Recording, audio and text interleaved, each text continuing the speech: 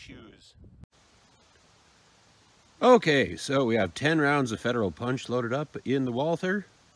Well, in the Walther magazine. And we're going to be testing them not merely for velocity, but also for feeding reliability. This is a round we had a few issues with the Ruger LCP2. The spent shells are not ejecting. Manually chambering these does not seem to be a problem. But there's that failure to eject again.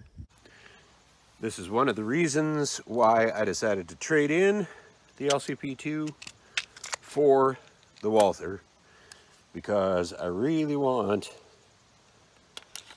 to be able to shoot this type of load, especially, well, this load specifically. Really want to be able to shoot this load. So let's see how they do out of the Walther. Getting back about 7 feet.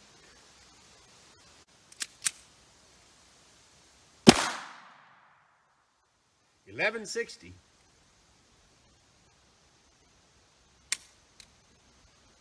What the? Failure to feed. I realize now that I should have shown this at the range at the time that it happened, but the round at the top of the magazine was scraped. The slide closed. It's just that the chamber then did not contain a round.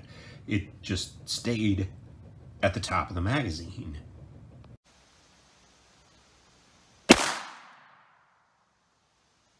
$11.67. $11.79.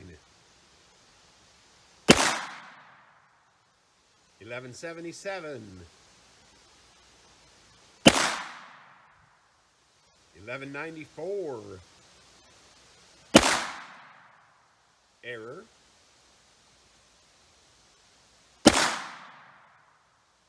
$11.64. $11.59. $11.62.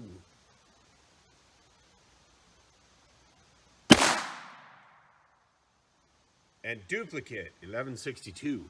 Okay, we did have one failure to feed. Not a great sign. But other than that, the Federal Punch look like they are running the Walther. Looked like, okay, so the high was $11.94. The low was $11.59.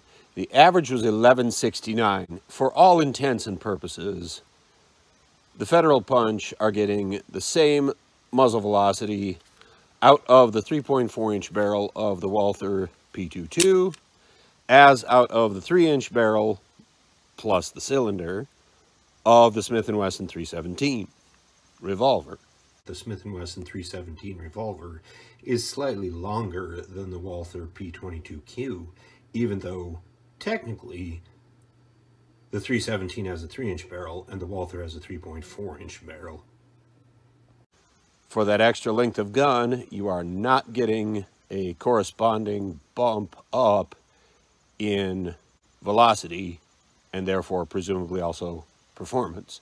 What you are getting with a cylinder is your bullets are already in the chamber, so you don't have to worry about failures to feed.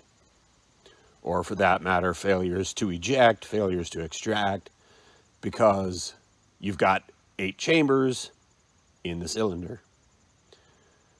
So I think, based on these results, Federal Punch probably going to stay in the revolver.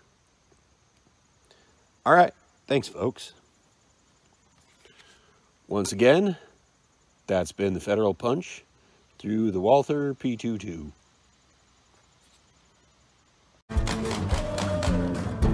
All 12, no issues.